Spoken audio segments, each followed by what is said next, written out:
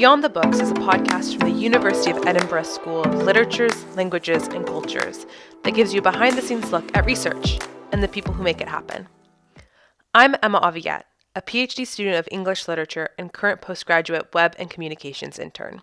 In this episode of Beyond the Books, I had the chance to speak with Dr Isabel Seguí, a Leverhulme Early Career Fellow. I got to learn more about the fascinating research she's conducting on women's nonfiction filmmaking in Peru, as well as ask her about her journey into academia and receiving the prestigious Leverhulme Fellowship. Isabel explains the methods she uses to document the collaborative efforts of female-driven films, and we discuss how these efforts have been left out of film history. From investigating machismo in the film industry to identifying the benefits of emotion and intuition when making documentaries, Isabel covers a wide range of fascinating topics. Her unique, insightful, and thought-provoking research was a joy to learn about, and if anyone is looking for some good documentary recommendations, you found the right podcast. Thanks so much for listening, and enjoy.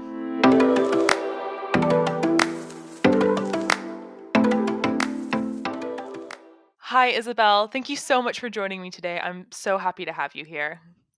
Thank you for having me. So, before we get started in some more questions about your research, I was wondering if you could tell me a bit of your background and your journey into becoming an academic. When did you realize that you wanted to study film? Well, I think I am academic late bloomer, if that expression exists, because I started my PhD in my 40s and I had a Mm. family and a very stable emotional life. So for me, doing a PhD was like a present I was giving to myself because suddenly I was being paid for spending time on my own, just reading, writing without interruptions, and traveling, talking to people, having fun. Oh, I love So that. before my PhD, I had been working for 10 years in cooperation for development in NGOs, but I was very critical about this sector. I had some bad experiences. I witnessed mismanagement of money and kind of dubious political activities in some places I worked. So I started focusing more on the aspect of education for development in the West and less on managing field projects. And of course, I was against all the idea of development because it's colonial. So my work in education began to be more and more radical, let's say. And in 2012, I organized with a group of volunteers, all young and brilliant women, a film series called Resistances and Dissidences. And this film series was very successful because we created a very bold program and because we organized it in collaboration with the University of Valencia. And that allowed us to screen in great venues and arrive at many people. One of the films we wanted to screen was The Clandestine Nation, which is a Bolivian film by the Ucamau group. And it's a film about the complex construction of indigenous identities, and the film was not available anywhere. So we asked for a copy directly to its director, Jorge Sanginés, who very kindly sent it to us. And after getting to know better the work of this group, the Grupo Camau, we decided that we wanted to do a retrospective at the University of Valencia. So they sent me to Bolivia, to La Paz, to get the films, which I did. But I also spent a month working at the Ucamau Foundation, where I discovered an unknown archive. This archive was not open to the public. So when I was granted access to the files and I saw the richness present in those disorganized and variegated documents, so I decided to do a PhD then. And this career change was facilitated by the fact that the consequences of the economic crisis of 2008 were looming in almost every sector in Spain. And soon there was no money to renew my contract in the NGO. So I took advantage of the break and of being unemployed, and I did a master working on Ucamau. And immediately after, I applied for a PhD in St. Andrews. I chose St. Andrews because at the time, Dennis Hanlon, an expert in Ucamau, was working at the Film Studies department, and Dennis was very enthusiastic with the idea of supervising my project. And I owe him a debt of gratitude because he believed in this project a lot. So then I got a full scholarship and moved with my family to Scotland in 2014. and the rest is Wow. history. I mean, that's amazing. I love how you said that your PhD was like that kind of gift to yourself after years working for these NGOs. That's amazing. And so then that kind of brings me to your current position as a Leverhulme Early Career Fellow, where you focus on women's nonfiction filmmaking in Peru from the 1970s to 2020. How did you come across this topic and what got you interested in it? Well, the initial idea of my PhD was not focused on women. I was Mm, interested in exploring the UCAMO group, how they actually the enunciatory position, handed over the enunciatory position to the indigenous subjects that appear in their films. And I wanted to know if the urban filmmakers were really handing over the voice to the Quechua and Aymara mm, peasants. And if so, if this process, this mediation process was, I don't know, fair or how it worked, I don't know. However, after my first field trip, I realized that in the production teams of Ucamau and of almost all the production teams in positional filmmaking in the Andes, there were many women that had been erased mm, from the official history. So I mm, decided to change my thesis and write about the mechanisms of erasure of these women, also trying to bring them to the forefront in the historical narrative. And in fact, I discovered something very illuminating. I discovered that women are ever present in oral history, but they disappear in the written accounts. So since then, that like my principal goal has been inscribing these women filmmakers in the official history. And now in this postdoctoral project, what I'm doing is writing a history of nonfiction filmmaking in Peru made by women. That's amazing. I know that you were previously asked to write a chapter about this as well. Bursting Lima's Film Bubble, Women in the Contemporary Nonfiction Filmic Scene in Peru. And in that chapter, one of your really strong points is that some female directors are left out of the canon of Peruvian cinema due to a biased colonial and masculinist perspective, which highly values works from a more European auteur perspective. Could you explain what an auteurist approach to film is versus a non auteurist approach? And why do you think that women filmmakers tend to create non-auteurist documentaries, at least in Peru? Hmm. Well, my approach is proudly anti-authorist. Mm, Authorism is a perspective in film studies that has become majoritarian, but is not appropriate to understand most of film processes and products. mm, This trend started in the 60s when the French critics at the influential film journal Cahiers du Cinéma made trendy an approach that basically responded to their own tastes and hierarchies of mm, value as young male cinephiles. And they developed this loose theory, the camera stilo, etc., and we are stuck with it and with the devastating consequences of historical exclusion that it has caused. So, using an authorist perspective in film is almost absurd in many cases because all films are done collectively. And we should make instead an effort to investigate how distributed mm, creativity works in any film process if we really want to make rigorous scholarship. The problem is that this perspective was so prestigious and pervasive that it has been exported everywhere outside France. And it becomes a huge obstacle when analyzing non industrial cinemas. Or in my case, I realized that applying an authorist approach to the analysis of oppositional films made in Peru or Bolivia made no sense. When we are talking about cinematic processes that are supported by an extended network of friends and family, and in these shoots everyone multitasks. So the mm, director is, for instance, the same person can be director and driver. The screenwriter is the sound person. The translator also performs and also takes the still pictures. So all of them contribute with their ingenuity and creativity to the project. And many of the people in these roles are women, often, for instance, the wife of the director or the wife of the cinematographer. And because they are the wives of these men, their contribution is belittled. Their labor is understood like help mm, because that is what wives do, helping mhm, their husbands as the logical continuation or the natural continuation of their domestic work. But these women were not helping. They were full-fledged members of the teams. They were neat contributors in creative and non-creative roles. And although there was a clear sexual division of labor in place, we have to interrogate all these things. And also they suffered a lot of machismo, no? And this sexual division of labor was also consequence of the machismo. Sometimes these women broke with their compañeros and started making their own films, liberated from this structure, while others accrued lots of power within these male chauvinistic structures. Each case is different, but all of them deserve historicization. And as you see, in order to historicize this complexity, we need to get rid of the authorist paradigm. Mm. And regarding your second question, Mhm. whether women filmmakers tend to create non-authorist documentaries.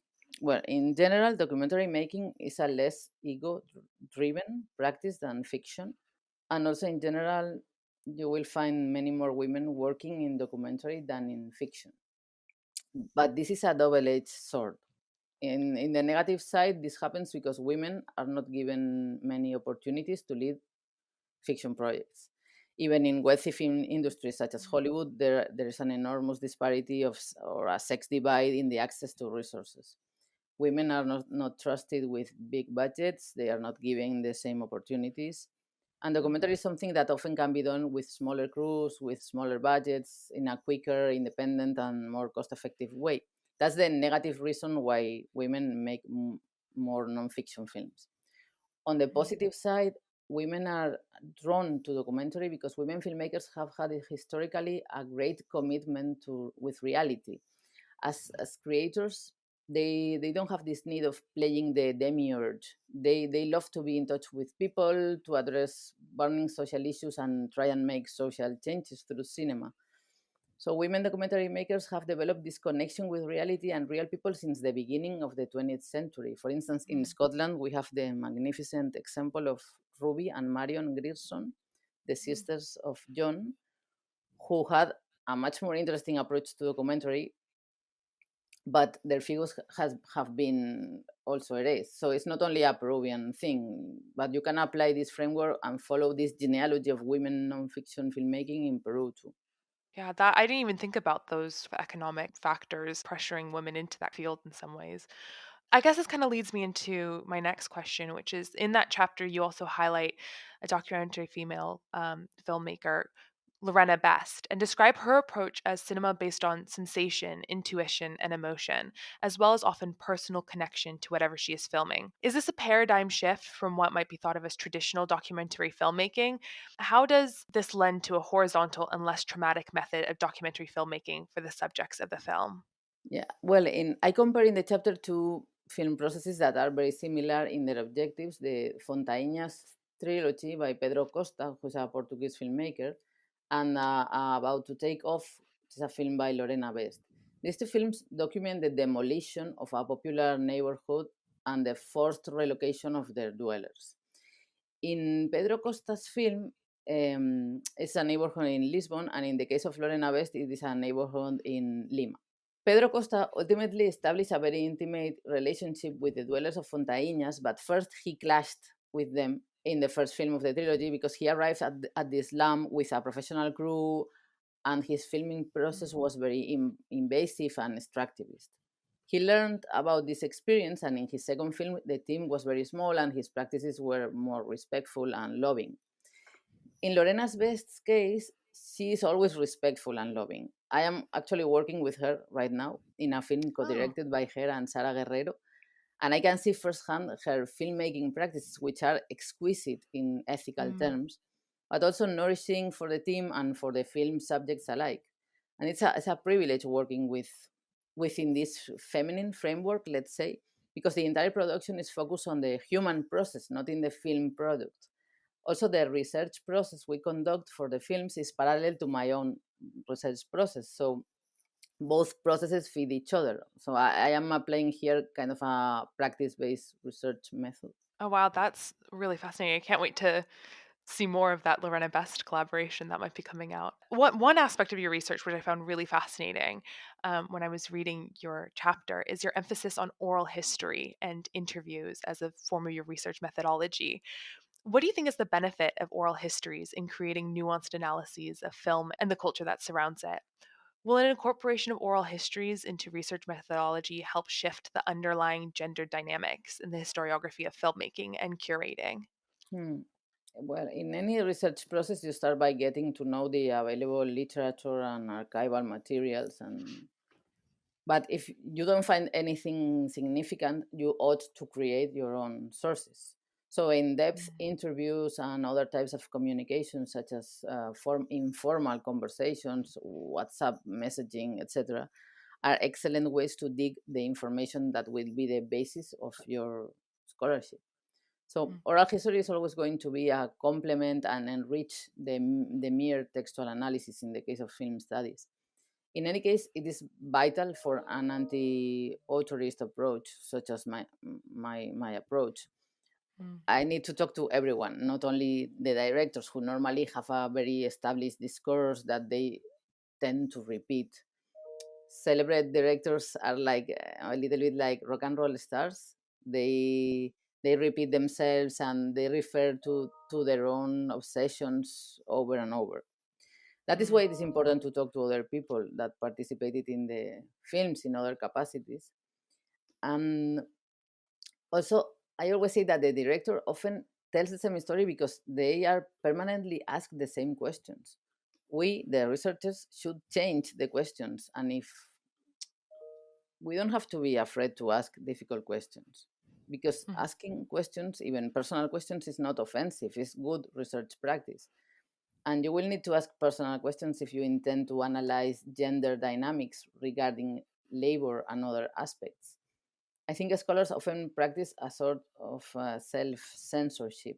Probably they consider talking about personal stuff just gossip, but for me, it's primary material for a rigorous scholarship. So, in your book chapter, as well as in other articles you've written, such as Beatriz Palacio, Yeah, come on. Ukamo's Cornerstone, 1974 to 2003, and Auteurism, Machismo, Leninismo, and Other Issues, Women's Labor in Andean Oppositional Film Production.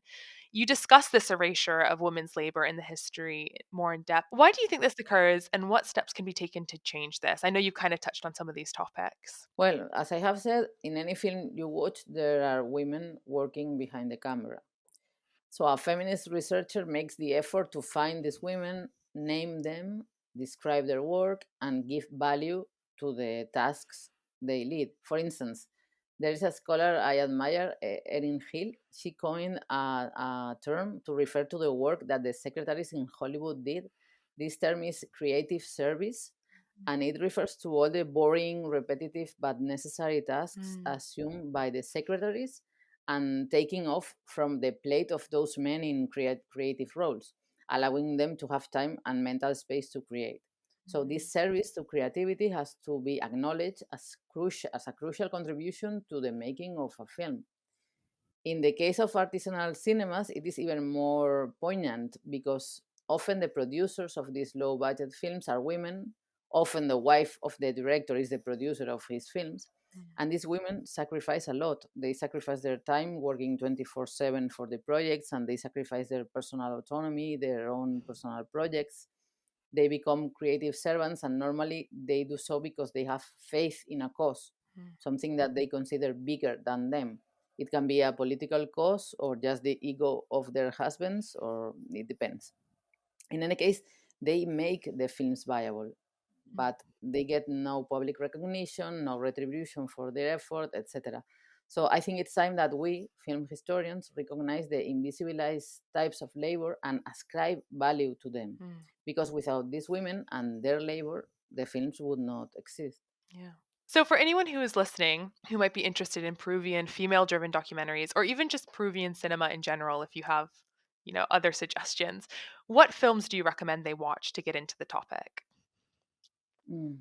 So in online, they can watch on YouTube, for instance, all the films by Nora de Izque, who's a Peruvian filmmaker. She led very interesting processes of collaboration between herself, who is an upper class woman from Lima, but she worked with subalternized subjects of her country, such as Quechua and Afro-Peruvian peasants. And also on YouTube, you can find Maria Barea's films, which are films made in alliance with the women dwellers of the slums of Lima, also very interesting processes. And online, yeah, but you probably can find some of the films of diasporic Peruvian women filmmakers based in Europe, such as Mari Jimenez and Hedy Honigman. And there's also a Peruvian service of streaming called Cine Aparte that hosts many titles. but maybe starting by watching Runan Kaiku by Nora de Izcue, Antuca by Maria Barea, Del Verbo Amar by Mari Jimenez, and Metal y Melancolía by Hedy Honigman, which are on YouTube or online or Vimeo. That would be a good beginning.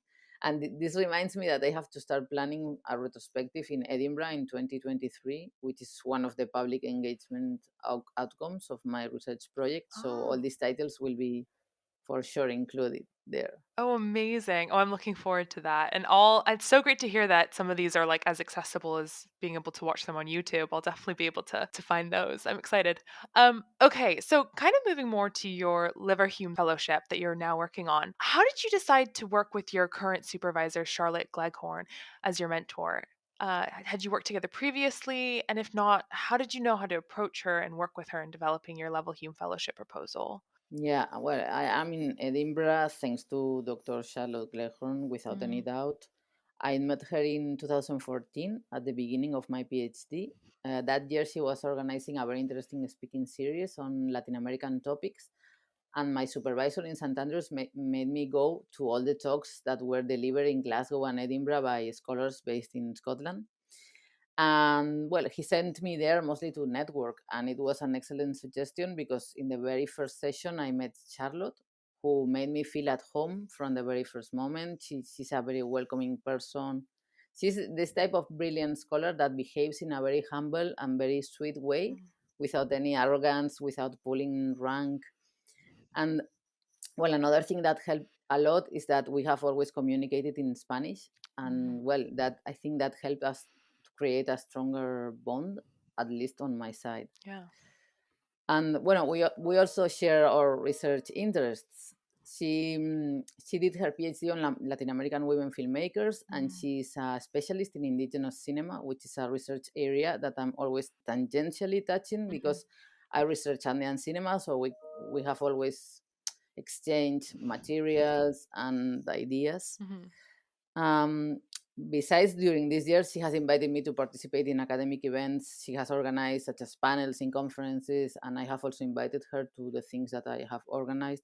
So, our relationship has been always a fruitful one. mm, And after my PhD, I approached her because I wanted to apply for one of the short fellowships of the Institute for Advanced Studies in the Humanities at the University of Edinburgh. And she helped me to apply, and I did not get the fellowship. But soon after, she sent me the info of the opening of the processes to apply for the British Academy and the Leverhulme postdoctoral fellowships that the School of Literatures, Languages and Cultures was publicizing.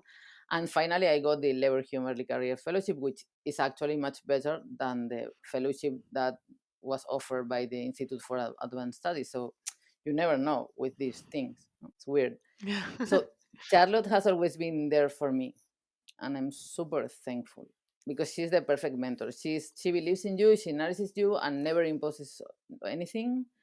And well, of course, I am very autonomous, so I try not to bother her unnecessarily because she's very busy. And at this point of my career, I don't need supervision. But I know that she's always there and that I can count on her. That's so great. You like you said, you don't always know what process are going to work out when you're applying to fellowship. So, do you have any recommendation for people who are applying now to the Leverhulme Early Career Fellowship for their application or just in general? Yes, I think that you should make an effort to write for non-experts. Mm, So, like cutting down the jargon, never make the reader do the heavy lifting because, well, this is actually a recommendation that my PhD supervisor, Leshu Torchin, gave me, and I always apply. But in the case of research proposals addressed to the Leverhulme Trust, I think is key.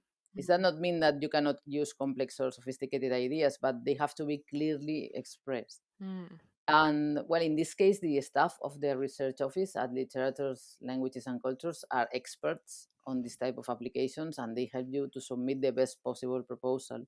And I'm very grateful to Laura Tomlinson, Janet Black, and Professor Greg Walker mm. because their reviews and advice were very, very, very useful.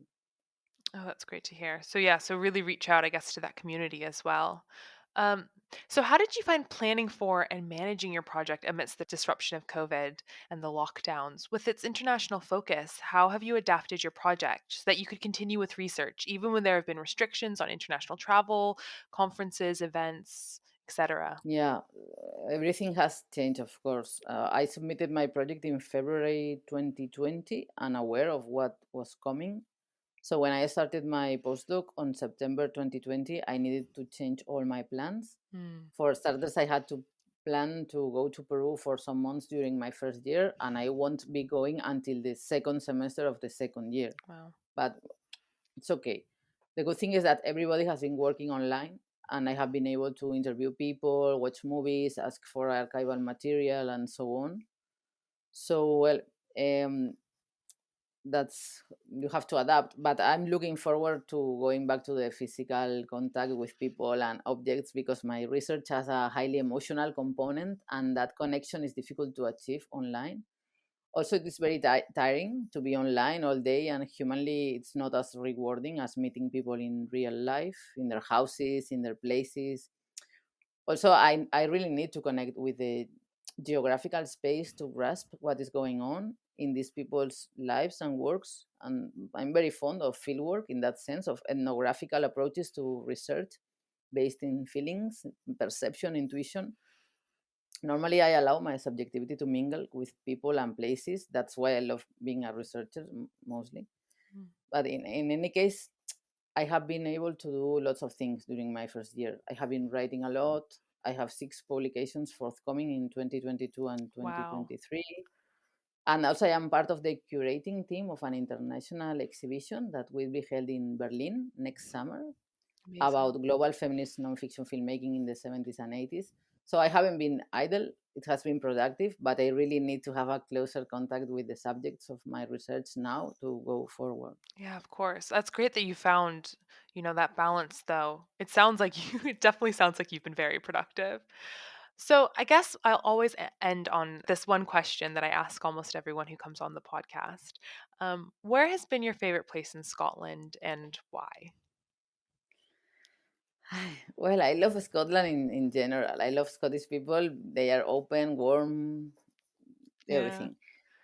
But well, I have traveled a lot in around the country in my years here, but I really like the islands. And I have Mm. been in various islands like Harris and Louis, Skye, Arran. All of them are amazing. But I recently went to Orkney, Oh, wow. and that was incredible, Oh. especially the Neolithic sites, because you can visit a very well preserved Neolithic village, Skarabrae, for instance, but also the religious or ceremonial sites that are Mm, perfectly embedded in the landscape, so you can feel the power of these places like straightforwardly.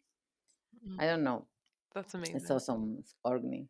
Yeah, I think in Scotland you develop this capacity to connect with the landscape like in a pantheistic way or something. Yeah. It's hard not to, when you're out there, like feel yourself going back in time and imagining everything that's happened there. And it is just beautiful. I'm excited to get back out there again now that things are slightly more normal. Um, Yeah. okay, great. Thank you so much for joining me today, Isabel. It's been absolutely amazing having you on. So I'm looking forward to seeing more of those papers that you're talking about come out and to see more of your wonderful work. So thank you. No. Thanks to you, Emma. Beyond the Books is a podcast from the University of Edinburgh School of Literatures, Languages and Cultures. Thank you so much for listening and tune in again soon.